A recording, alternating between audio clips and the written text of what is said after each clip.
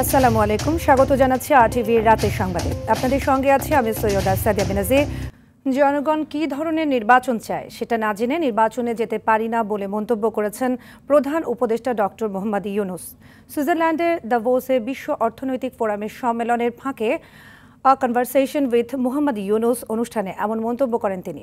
প্রধান উপদেষ্টা জানান, সংস্কার কমিশনগুলোর রিপোর্ট এলে জনগণ ও বিভিন্ন রাজনৈতিক দলের সঙ্গে আলাপ আলোচনা করা হবে। কমিশনের যেসব সুপারিশ গ্রহণ করা হবে শুধু সেগুলোই বাস্তবায়ন করা হবে। সব দল ও নাগরিক সংগঠনের ঐকমত্যের ভিত্তিতেই জুলাই চার্টার করা হবে।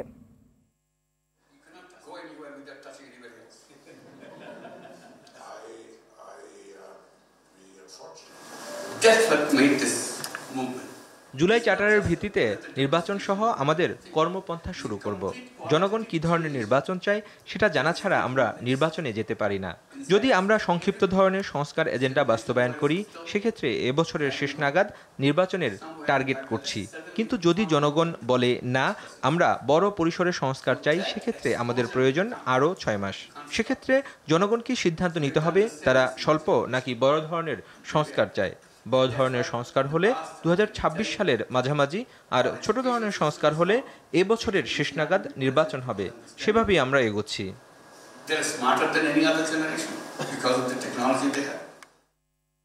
অন্তর্বর্তী সরকার নিরপেক্ষ না থাকলে নির্বাচনের সময় নিরপেক্ষ সরকারের প্রয়োজন হতে পারে, এমন মন্তব্য করে বিএনপি মহাসচিব মির্জা ফখরুল ইসলাম আলমগীর মনে করেন, অন্তর্বর্তী সরকার নিরপেক্ষতা বজায় রাখবে। সচিবালয় থেকে শুরু করে বিভিন্ন স্থানে এখনও আওয়ামী দোসররা বসে আছে বলেও মন্তব্য করেন মির্জা ফখরুল। জাতীয় প্রেস ক্লাবে আলোচনায় এসব কথা বলেন তিনি। জাহিদ রহমানের রিপোর্টে দেখুন বিস্তারিত। নির্বাচন কেন্দ্রিক সংস্কার দ্রুত করে জনগণের ভোটের অধিকার ফিরিয়ে দিতে অন্তর্বর্তী সরকারের প্রতি আবারও আহ্বান জানিয়েছেন বিএনপি মহাসচিব। জাতীয় প্রেস ক্লাবে 69-এর গণ অভ্যুত্থানে শহীদ আসাদের মৃত্যুবার্ষিকী উপলক্ষে আয়োজিত আলোচনায় মির্জা ফখরুল এমন আহ্বান জানান। সরকার যদি নিরপেক্ষ না থাকে তাহলে একটা নিরপেক্ষ সরকার দরকার হবে নির্বাচনের সময়। আমি কথাটা বলেছি, কারণ আছে। কারণ আমরা দেখি যে বেশ কিছু বিষয়ে অন্তর্বর্তীকালীন সরকার নিরপেক্ষতা পালন করতে পারছেন না। আমি তাই অনুরোধ করব, আমি প্রত্যাশা করব যে আমরা আশা করি যে অন্তর্বর্তীকালীন সরকার তারা সেই নিরপেক্ষতা পালন করবেন এবং দেশে যে সংকট আছে সেই সংকট থেকে দেশকে মুক্ত করবার জন্য তারা কাজ করবেন। জোর করে নির্বাচনের আকাঙ্ক্ষাকে বিতর্কিত করলে জনগণ আবার অধিকার হারাবে, এমন মন্তব্য করে বিএনপি মহাসচিব অন্য শক্তির মাথাচাড়া দিয়ে ওঠার আশঙ্কা করেন। আমরা এখনো দেখছি যে আমাদের আমলাতন্ত্র আগের যে ব্যবস্থা ছিল সেই ব্যবস্থায় তারা এখনো সচিবালয় থেকে শুরু করে সমস্ত প্রশাসনে তারা একইভাবে তাদের ভূমিকা পালন করছে, কোনো রকম রদবদল হয়নি। জাতীয় প্রেস ক্লাবে অন্য এক আলোচনায় দলের স্থায়ী কমিটির সদস্য সেলিমা রহমান বলেন, দেশপ্রেমিক শক্তি হিসেবে আত্মপ্রকাশ করতে পারলেই সুখী সমৃদ্ধ বাংলাদেশ সম্ভব। আপনারা সবাই বাংলার ঘরে ঘরে জাতীয়তাবাদী আদর্শ তুলে ধরুন এবং কাজ করুন। আগামী দিনে কোন রকম ষড়যন্ত্র, এখন একটা জিনিস মনে রাখতে হবে, আমাদের ঐক্য রাখতে হবে। জাতীয় প্রেস ক্লাবের সামনে অবস্থান কর্মসূচিতে অংশ নিয়ে বিএনপি চেয়ারপারসনের উপদেষ্টা জয়নুল আবেদিন ফারুক বলেন, নিজেদের মধ্যে অনৈক্য তৈরি হলে শেখ হাসিনার প্রেতাত্মারা সুযোগ পাবে। জাহিদ রহমান, আরটিভি, ঢাকা। বিএনপি মহাসচিবের নিরপেক্ষ সরকারের দাবি মূলত আরেকটা ১/১১ সরকার গঠনের ইঙ্গিত বহন করে বলে মন্তব্য করেছেন তথ্য উপদেষ্টা নাহিদ ইসলাম। উপদেষ্টা আসিফ মাহমুদ সজীব ভুঁইয়া নিজের ভেরিফাইড ফেসবুক পেজে লিখেছেন, উপদেষ্টাদের কেউ রাজনীতি করলে অন্তর্বর্তী সরকার থেকে বের হয়েই করবে। এদিকে জাতীয় নাগরিক কমিটির সদস্য সচিব আক্তার হোসেন জানিয়েছেন, আগামী ফেব্রুয়ারির মধ্যে নতুন রাজনৈতিক দলের ঘোষণা আসবে। বিস্তারিত জানাচ্ছেন নাজিফ ফরাইজি। ১/১১ বন্দোবস্ত থেকেই আওয়ামী ফ্যাসিজমের উত্থান ঘটেছিল। বিএনপি মহাসচিবের বক্তব্যে সামনে আরেকটা ১/১১ সরকার এবং গুম খুন ও জুলাই হত্যাকাণ্ডের বিচার না হওয়ার আলামত রয়েছে বলে মন্তব্য করেন তথ্য উপদেষ্টা নাহিদ ইসলাম। নিজের ভেরিফাইড ফেসবুক পেজে তিনি লিখেন, ছাত্র এবং অভ্যুত্থানের নেতৃত্বকে মাইনাস করার পরিকল্পনা ৫ই আগস্ট থেকেই শুরু হয়েছে। অভ্যুত্থানের পরেই দেশে জাতীয় সরকারের প্রয়োজনীয়তা ছিল, কিন্তু বিএনপি তাতে রাজি হয়নি। রাষ্ট্রপতি পরিবর্তন, সংস্কার, নতুন সংবিধান, জুলাই ঘোষণাপত্র সব ইস্যুতেই বিরুদ্ধে অবস্থান নিয়েছে বিএনপি। তারপরও বৃহত্তর স্বার্থে ও জাতীয় ঐক্য ধরে রাখতে ছাত্ররা বারবার তাদের অবস্থান থেকে সরে এসেছে বলেও জানান তিনি। গণতন্ত্র ও অভ্যুত্থানের আকাঙ্ক্ষা বিরোধী কোনো পরিকল্পনা হলে বিন্দু পরিমাণ ছাড় দেয়া হবে না মন্তব্য করেন উপদেষ্টা। অভ্যুত্থানের বিরুদ্ধে না গিয়ে ছাত্র জনতার সাথে বৃহত্তর ঐক্য ও সংহতির পথ বেছে নিতে বিএনপির প্রতি আহ্বান জানান তথ্য উপদেষ্টা। উপদেষ্টা নাহিদ ইসলামের পর স্থানীয় সরকার এবং যুব ও ক্রীড়া উপদেষ্টা আসিফ মাহমুদ সজীব ভুইয়া ভেরিফাইড ফেসবুক অ্যাকাউন্টে এক স্ট্যাটাসে লিখেন, উপদেষ্টাদের কেউ রাজনীতি করলে অন্তর্বর্তী সরকার থেকে বের হয়েই করবে। একই সঙ্গে রাজনৈতিক দলেরও সরকারের কাজে হস্তক্ষেপ করা অনুচিত। বিভিন্ন সরকারি ও সাংবিধানিক গুরুত্বপূর্ণ পদে নিয়োগে তদবির বা চাপ প্রয়োগ করা অনুচিত। বৈষম্য বিরোধী ছাত্র আন্দোলনের আহ্বায়ক হাসনাত আব্দুল্লাহ এক স্ট্যাটাসে লিখেছেন, যারা আগে আন্দোলনের ডাক দিয়ে মাঠ থেকে সরে যেত তারাই এখন আতাতের রাজনীতি, ভারত নির্ভর কূটনীতির মাধ্যমে আওয়ামী পুনর্বাসন চাচ্ছে। অপর এক পোস্টে তিনি লিখেছেন, আওয়ামী লীগকে চাইলেও নতুন দলের উত্থান চায় না বিএনপি। রংপুরে এক অনুষ্ঠানে জাতীয় নাগরিক কমিটির সদস্য সচিব আক্তার হোসেন জানান, আগামী ফেব্রুয়ারির মধ্যে আসছে নতুন রাজনৈতিক দল। জাতীয় নাগরিক কমিটি এবং বৈষম্যবিরোধী ছাত্র আন্দোলনের উদ্যোগে একটি রাজনৈতিক শক্তির আবির্ভাব শীঘ্রই হবে। তরুণরাই এই আন্দোলনকে সফলতার দ্বারপ্রান্তে নিয়ে গেছে। যে রাজনৈতিক দলটি আসতে যাচ্ছে সেখানেও নেতৃত্বে থাকবে জেনজি জেনারেশন, নতুন প্রজন্মের যারা নানা বয়সী মানুষের মেলবন্ধন ঘটবে। যারা সিনিয়ররা আছেন তারা পরামর্শদাতা হিসেবে থাকবেন। নতুন রাজনৈতিক দলের নাম এখনো ঠিক হয়নি বলে জানান আক্তার হোসেন। অন্তর্বর্তীকালীন সরকারও নাজিব ফরাইজি, RTV, ঢাকা। ভারতের বিষয়ে ডিসেম্বর বা জানুয়ারিতে জাতীয় নির্বাচন অনুষ্ঠিত হবে। ভোটার তালিকা হালনাগাদ উপলক্ষে দুপুরে পটুয়াখালীতে মতবিনিময় সভায় নির্বাচন কমিশনার আব্দুর রহমান মাসুদ একথা জানান। তিনি বলেন, প্রভাবমুক্ত থেকে জাতিকে সুষ্ঠু ও গ্রহণযোগ্য নির্বাচন উপহার দিতে কাজ করছে কমিশন। আগামী নির্বাচনে ব্যালটের মাধ্যমে ভোট নেওয়া হবে বলেও জানান তিনি। গ্রহণযোগ্য নির্বাচন করার জন্য নির্বাচন কমিশনার সুষ্ঠু এবং গ্রহণযোগ্য নির্বাচন করার জন্য নির্বাচন কমিশনারের একটা সাংবিধানিক দায়িত্ব। সেই দায়িত্ব আমরা অটল আছি। তথাকথিত প্রভাবমুক্ত থেকে জাতিকে একটা সুষ্ঠু এবং সুন্দর নির্বাচন উপহার দিতে পারব। 16 বছর পর কারামুক্ত হলেন বিডিআরের 168 সদস্য। দীর্ঘদিন পর কারামুক্তিতে স্বজনের চোখে আনন্দ অশ্রু। পরিবারের একমাত্র উপার্জনের ব্যক্তি কারাগারে থাকায় নিঃস্ব হয়ে গেছে কোনো কোনো পরিবার। সন্তানের মুক্তির অপেক্ষায় কেঁদে কেঁদে পরপারে চলে গেছেন অনেকের বাবা মা। এক জীবন শেষ হয়ে গেলেও পরিবারের কাছে আবার ফিরতে পেরে খুশি তারা। বিভিন্ন কারাগার থেকে তাদের মিলে মুক্তি। আজহারুল ইসলাম ও AR বাদলকে সাথে নিয়ে বিস্তারিত জানাচ্ছেন মায়দুর রহমান রুবেল। কনকনে শীত উপেক্ষা করে সকাল থেকে ঢাকা কেন্দ্রীয় কারাগার ও কাশিমপুরের কারা ফটকে প্রিয়জনের অপেক্ষায় পরিবারের সদস্যরা। দীর্ঘ 16 বছর পর কারামুক্ত হওয়ার আনন্দে আত্মহারা ছিলেন সবাই। ঢাকা কেন্দ্রীয় কারাগার থেকে 41 জন, কাশিমপুর 1 থেকে 26 জন, কাশিমপুর 2 থেকে 89 জন আর কাশিমপুর হাই সিকিউরিটি থেকে 12 জন সহ মোট 168 জনের মুক্তি মেলে প্রায় 1.5 যুগ পর। গত 21 জানুয়ারি ঢাকার বিশেষ ট্রাইব্যুনাল 2-এর বিচারক মোহাম্মদ ইব্রাহিম মিয়ার আদালত জামিনপ্রাপ্ত 178 জন আসামির নাম প্রকাশ করেন। এর মধ্যে 168 জনের তালিকা হাতে পেয়েছে কারা কর্তৃপক্ষ। প্রিয়জনের মুক্তির সেই খবরে যার পরনায় খুশি স্বজনরা। এগুলো তো আমাদের প্রাপ্য ছিল না, এরা তো চাকরির উদ্দেশ্যে ছিল। আমার বাবা কিন্তু বিদেশ ছিল। বাবা ছাড়া থাকা, দেশের ভিতরে থাকা বাবার কষ্ট অনুভব করছে। মানুষ তো বিদেশে গেল এত কষ্ট পায় না। প্রতিটা ছেলে মেয়ে তার পড়াশোনার লাইফে বা কর্মজীবনে সবটাতেই বাবার সাপোর্ট লাগে, কিন্তু ওরা ছোটবেলা থেকে তাদের বাবার সাপোর্ট পায়নি। যৌবন পেরিয়ে বার্ধক্যে পা রেখেছেন বেশিরভাগ তৎকালীন বিডিআর সদস্য। দীর্ঘদিন পর মুক্ত আকাশে নিঃশ্বাস নিতে পেরে আবেগ আপ্লুত ছিলেন অনেকেই। আমি মেয়েটাকে ওর মায়ের কোলে তুলে দিয়ে আমি গেছিলাম যে আমি কোনো অপরাধ করি নাই, আমি ইনশাল্লাহ আমি ভালোভাবে সুন্দরভাবে আমি নির্দোষ হয়ে আমি বাড়ি ফিরব, কিন্তু সেই সুযোগটা হয় নাই। বৃদ্ধ বয়সে যদি পেনশন না পাই, আমাদের যদি সরকার কর্মসংস্থান না দেয়, তাহলে আমরা ছেলেমেয়েরা নিয়ে না খেয়ে মরে যাবো বাড়িতে। 2009 সালের 25 ও 26 ফেব্রুয়ারি ঢাকার পিলখানায় সীমান্তরক্ষী বাহিনীর সদর দপ্তরে বিদ্রোহের ঘটনায় 57 জন সেনা কর্মকর্তা সহ 74 জন নিহতের ঘটনায় 152 জনের ফাঁসি, 160 জনের যাবজ্জীবন ও 256 জনকে বিভিন্ন মেয়াদে কারাদণ্ড দেওয়া হয়। তখন খালাস পান 278 জন। মাইদুর রহমান রুবেল, RTV, ঢাকা। দ্রুত জুলাই ঘোষণাপত্র চায় তরুণ নেতারা। রাজনৈতিক দলগুলোকে অবিলম্বে ঐকমত্যে পৌঁছানোর তাগিদ তাদের।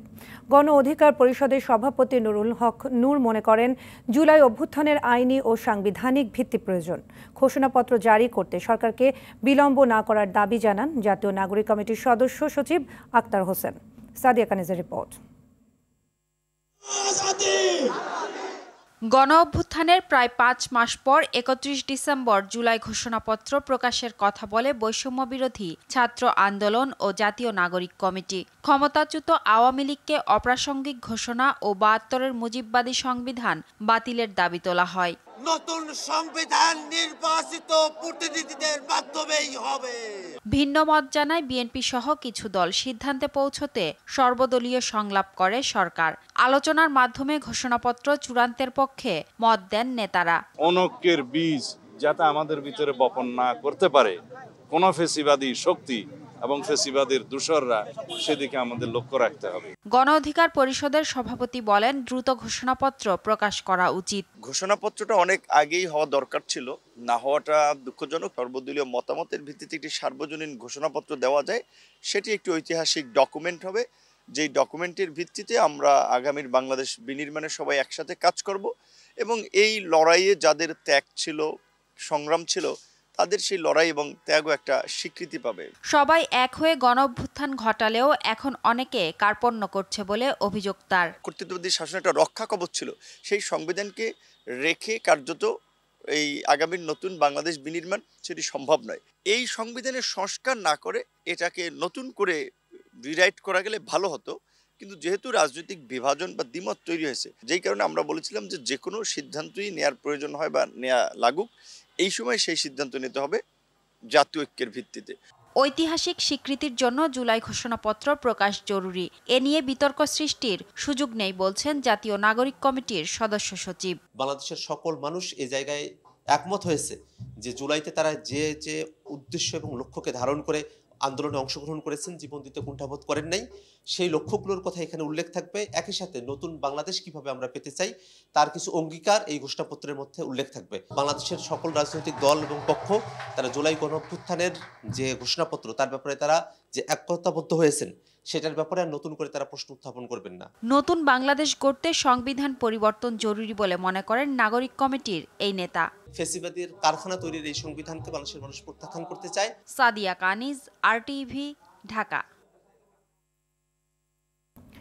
জুলাই আগস্টের অভ্যুত্থানে সংঘটিত নৃশংসতায় জাতিসংঘের ফ্যাক্ট ফাইন্ডিং মিশনের প্রতিবেদন চূড়ান্ত পর্যায়ে, যা প্রকাশ হতে পারে ফেব্রুয়ারির মাঝামাঝি সময়। গতকাল সুইজারল্যান্ডের দাভোসের সুইস পর্বত শহরে ওয়ার্ল্ড ইকোনমিক ফোরামের বার্ষিক সম্মেলনের সাইডলাইনে অন্তর্বর্তী সরকারের প্রধান উপদেষ্টা অধ্যাপক মোহাম্মদ ইউনুসকে একথা জানান জাতিসংঘের মানবাধিকার বিষয়ক high commissioner Volker Turk. Turk বলেন, প্রতিবেদনটি প্রকাশের আগে এটি বাংলাদেশের পক্ষের সঙ্গেও শেয়ার করা হবে। জেনেভায় জাতিসংঘের মানবাধিকার কার্যালয় থেকে এটি প্রকাশিত হবে।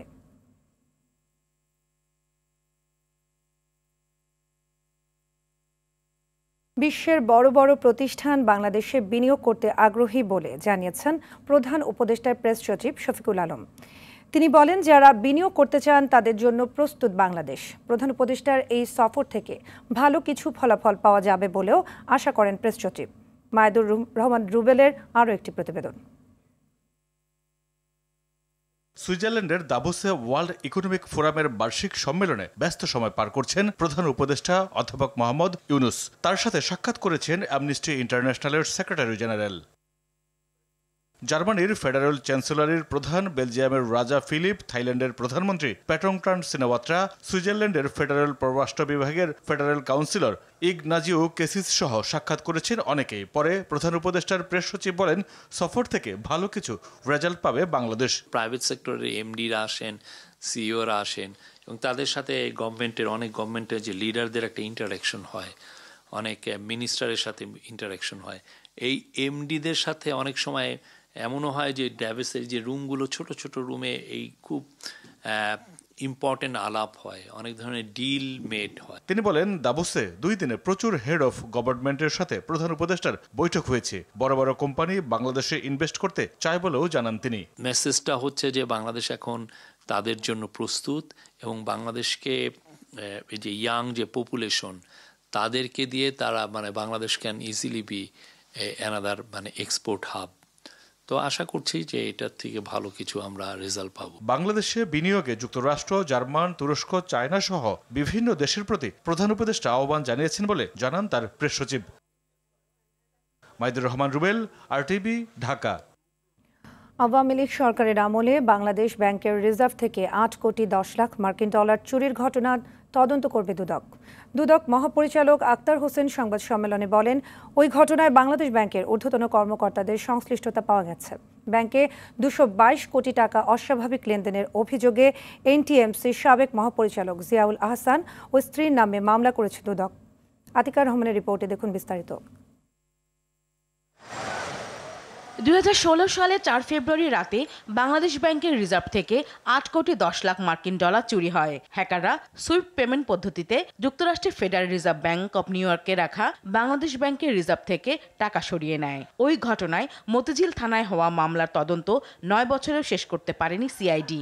এখন মামলাটি তদন্ত শুরু করল দুর্নীতি দমন কমিশন। দুদক মহাপরিচালক বলেন, ওই ঘটনায় বাংলাদেশ ব্যাংকের কর্মকর্তারা জড়িত থাকার প্রমাণ পাওয়া গেছে। রিজার্ভ চুরি যেটা হয়েছে সেটার সাথে বাংলাদেশ ব্যাংকের কর্মকর্তা সহ আরও যারা জড়িত ছিলেন অনেকেই এখানে পাবলিক সার্ভেন্ট ছিলেন। যেহেতু সিআইডি এই বিষয়ে ইতিপূর্বে তদন্ত শুরু করেছিলেন, প্রক্রিয়াগত এবং আইনানুগভাবে এটা ত্রুটিপূর্ণ ছিল। বাংলাদেশ ব্যাংকের কর্মকর্তাদের সম্পৃক্ততা রয়েছে, সেই কারণে এটা যদি তদন্ত করে চার্জশিট দেনও আদালতে, তারপরেও এটা ত্রুটিপূর্ণ হতো এবং আবার এটা দেখা যেত যে 2 বছর তদন্ত শেষে আবার এটা দুদকের কাছে ফেরত আসতো। তো সেটা আমরা আগেই সংশোধনের জন্য এই উদ্যোগটা গ্রহণ করা হয়েছে। ন্যাশনাল টেলিকমিউনিকেশন মনিটরিং সেন্টারের সাবেক মহাপরিচালক ও সমালোচিত সেনা কর্মকর্তা জিয়াউল আহসান ও তার স্ত্রীর বিরুদ্ধে মামলা করেছে দুদক। সাবেক মহাপরিচালক এনটিএমসি নিজ নামে 22 কোটি 27 লক্ষ টাকারও বেশি মূল্যের জ্ঞাত আয়ের উৎস বহির্ভূত সম্পদ অর্জন এবং 8টি ব্যাংক হিসাবে প্রায় 120 কোটি টাকার অস্বাভাবিক লেনদেন, মানি লন্ডারিং সংক্রান্ত অপরাধ করায় আজ একটি মামলার রুজু সিদ্ধান্ত গৃহীত হয়েছে। অবৈধ সম্পদ অর্জন, সরকারি জমি দখল ও অর্থ আত্মসাতের অভিযোগে সাবেক পার্বত্য চট্টগ্রাম বিষয়ক প্রতিমন্ত্রী কুজেন্দ্র লাল ত্রিপুরার বিরুদ্ধে মামলা করেছে দুদক এবং 4 কোটি টাকা অবৈধ সম্পদ ও 5 ব্যাংকে 15 কোটি টাকা অস্বাভাবিক লেনদেনের অভিযোগে বগুড়ার সাবেক এমপি হাবিবুর রহমানের বিরুদ্ধে মামলা করেছে সংস্থাটি। আতিকা রহমান, RTV, ঢাকা। বেক্সিমকো শিল্প পার্কের 32টি কারখানার মধ্যে 16টির কোনো অস্তিত্ব নেই। নাম সর্বস্ব এই 16 প্রতিষ্ঠানের নামে 12,000 কোটি টাকার ঋণ নেওয়া হয়েছে বলে জানান শ্রম উপদেষ্টা এম শাখাওয়াত হোসেন। সচিবালয়ে বেক্সিমকোর প্রতিষ্ঠানগুলো নিয়ে পর্যালোচনা কমিটির বৈঠক শেষে উপদেষ্টা জানান, বেক্সিমকো মোট 29,925 কোটি টাকা ঋণ নিয়েছে। 28 জানুয়ারি উপদেষ্টা পরিষদ কমিটির পরবর্তী সভায় তাদের দায় ও দেনা আলোচনা করে সিদ্ধান্ত নেওয়া হবে। বাণিজ্য উপদেষ্টা শেখ বশিরউদ্দিন জানান, জুলাই আগস্টের কয়েক মাস আগেও বন্ড ছেড়ে আইএফআইসি ব্যাংকের মাধ্যমে 4,000 কোটি টাকা নিয়েছে বেক্সিমকো, যার কোনো হদিস নেই। 40% শ্রমিকের তথ্যেরও সত্যতা নেই বলে জানান বাণিজ্য উপদেষ্টা। যুক্তরাষ্ট্রের লস অ্যাঞ্জেলসের উত্তরের বিস্তীর্ণ এলাকায় নতুন করে দাবানলের সৃষ্টি হয়েছে। প্যালিসেডস ও ইয়টনের পর এবার জ্বলছে শহরের উত্তরের কাস্টাইক হ্রদ সংলগ্ন এলাকা। ইতিমধ্যে 30,000-এরও বেশি মানুষকে ঘর ছাড়ার নির্দেশ দিয়েছে স্থানীয় প্রশাসন। জোরালো বাতাসের প্রভাবে শুষ্ক বনাঞ্চলে এবারের আগুন 32 বর্গ কিলোমিটার এলাকায় ছড়িয়ে পড়ে। বিস্তারিত রাকিব হাসানের রিপোর্টে। যুক্তরাষ্ট্রের লস এঞ্জেলেসের উত্তরের কাস্টাইক হ্রদ সংলগ্ন অঞ্চলে দ্রুত ছড়িয়ে পড়েছে নতুন একটি দাবানল। এতে এরই মধ্যে অন্তত 32 বর্গ কিলোমিটার এলাকার গাছপালা ও ঝোড়ঝাড় পড়ে গেছে। লস এঞ্জেলেসের কাউন্টির কাস্টেক লেক এলাকায় সংঘটিত এই দাবানলের কারণে হাজারো বাসিন্দাকে নিরাপদ স্থানে সরিয়ে নিতে জরুরি আদেশ জারি করেছে কর্তৃপক্ষ। হ্রদের আশেপাশের এলাকা জুড়ে বহু মানুষের বসবাস। কাস্টেক লেক এলাকায় শুরু হওয়া বিশাল আগুন স্থানীয় বাসিন্দাদের জীবনের জন্য হুমকি তৈরি করেছে। তথ্য মতে এই হ্রদে আনুমানিক 18,600 মানুষ বাস করেন। এরই মধ্যে লস অ্যাঞ্জেলেসের 14,000-এর মতো বাড়িঘর দাবানলের ক্ষতিগ্রস্ত হয়েছে। পুড়ে যাওয়ার ঝুঁকিতে রয়েছে আরও হাজার হাজার একর ভূমি। নিরাশ্রয় বাসিন্দাদের পুনরায় বাড়ি ফেরা নিয়ে তৈরি হয়েছে শঙ্কা। আগুনটি কবে নিয়ন্ত্রণে আসবে সে বিষয়েও কোনো পরিষ্কার ধারণা দিতে পারছে না কর্তৃপক্ষ। রাকিব হাসান, RTV। বাংলাদেশ নৌবাহিনী কলেজ ঢাকার বার্ষিক ক্রীড়া প্রতিযোগিতা 2025 ও পুরস্কার বিতরণী অনুষ্ঠিত হয়েছে। বিকেলে মিরপুর 14 নম্বরে কলেজ প্রাঙ্গণে প্রধান অতিথি হিসেবে উপস্থিত ছিলেন গভর্নিং বডির সভাপতি ও ঢাকা নৌ অঞ্চলের commander rear admiral SM Abul Kalam Azad. এ সময় জুলাই অভ্যুত্থানের শহীদদের আত্মার মাগফিরাত কামনা করেন। অনুষ্ঠানে উপস্থিত ছিলেন BNFW এর চেয়ারম্যান নাওমির শাহরিন আজাদ, অধ্যক্ষ ক্যাপ্টেন ইসমাইল মজুমদার সহ শিক্ষক, শিক্ষার্থী ও অভিভাবকরা।